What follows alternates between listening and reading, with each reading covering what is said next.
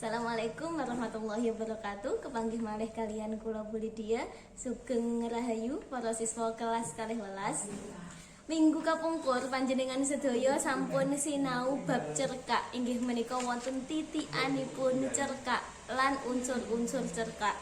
Unsur cerkak kala wingi kaperang dados kalih, inggih menika unsur intrinsik lan unsur ekstrinsik.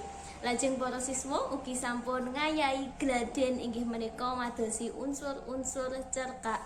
Kanthi irah-irahan cerkak menika inggih menika ali-ali kang dadi ati. Ing pepanggihan dinten menika Bu Lydia badhe ngandharaken materi inggih menika maos cerkak utawi maca cerkak.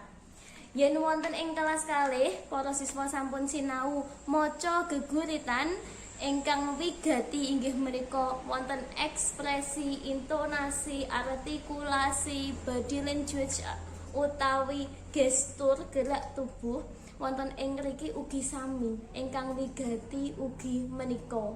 Nah, menika kala wingi sampun nglampahi utawi ngayahi analisis unsur cerkak ginanipun ten mriki supados para siswa sampun paham isi utawi wosipun cerkak. Ngoten nggih. Lajeng menawi sampun paham isine, samangke para siswa kantun maos cerkak menika sampun kanthi intonasi, artikulasi lan ekspresi ingkang pas. Nah, maos menika mboten sah diapalke. Wong menika materine maos. Kedah maos kanthi sae, diwaos, diwasi teke naskahe mboten napa-napa. Nah, tuladanipun mekaten. Kula ten mriki badhe maosaken cerkak kanthi irah-irahan ali-ali kang dadi ati dening Fatimah.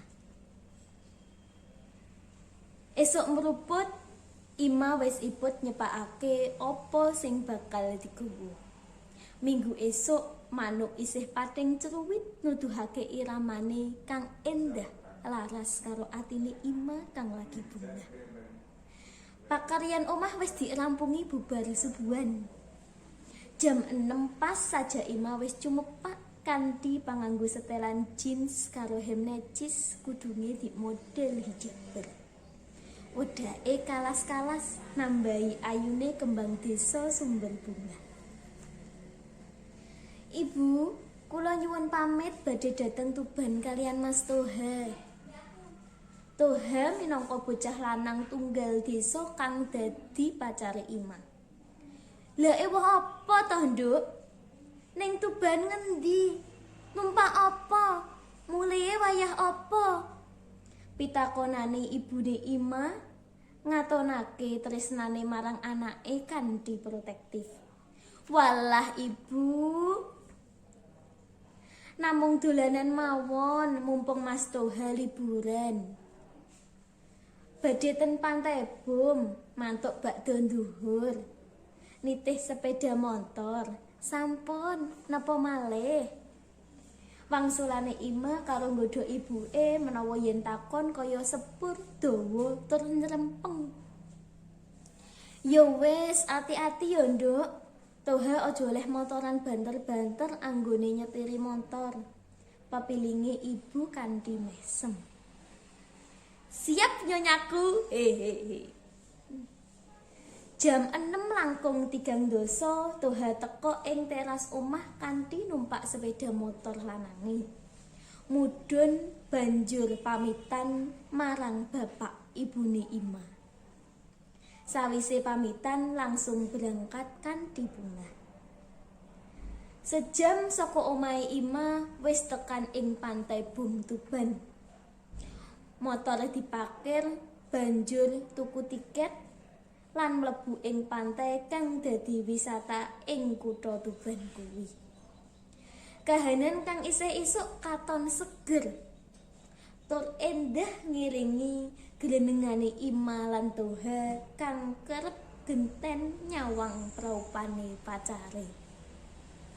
Sajak wis suwe anggone mlaku-mlaku, banjur Toha ngajak Ima lungguh ing badhuk ngisor wit cemara. Dek, paringi sesuatu karo ngrogoh tas eger cilik sing disangkluk dening Tuhan. Apa Mas? Aja mok jaili meneh lho, aku emoh. Wangsulane Ima kang ngrasa gawene dijaili dening Tuhan. Iki kanggo sampeyan, Dik. Aku pengen enggal dhaup sampeyan lan ora suwe-suwe pacaran. Esem mujiwate Toha marang Ima kanthi nyuguhake kotak abang cilik kang isine ali-ali emas. Ali-ali emas kang dituku Toha khusus kanggo Ima sing wis sesasi dipacari. Dak tampa kanthi bungah Mas, dak trimo kanthi rasa tresno. Aku matur nuwun banget. Ali-ali iki ora mung ngendhahi driji nanging uga ngendhahi ati. Kanthi rasa bungah Ima nampa ali-ali emas iku. Banjur dipasangno Toha ing driji manis sisih kiwane Ima. Wong loro sajak ngrasakake bungah kang tanpa ukuran.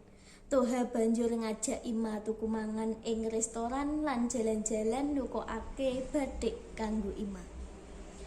Wektu lumaku nganti wanci duhur, kekarone salat ing Masjid Agung Tuban banjur mulih.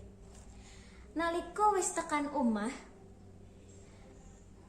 lan Toha wis pamit mulih, Ima enggal cerita marang bapa ibune yen dheweke diwenehi ali-ali emas dening Toha. Saebo bungahe bapak ibune Ima lan ngutus Ima kandha Toha supaya wong tuane enggal sowan mrene. Mekaten tuladha maos cerkak.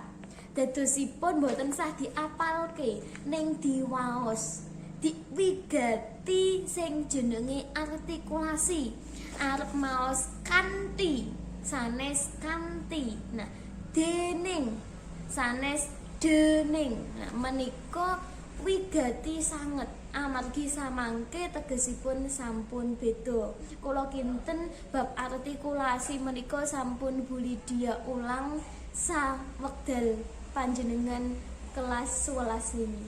Nggih, sampun paham nggih, menawi mboten paham saged nyuwun pirsa kula dhateng WA. Sekasmatun saking kula barakallahu fikum. Wassalamualaikum warahmatullahi wabarakatuh.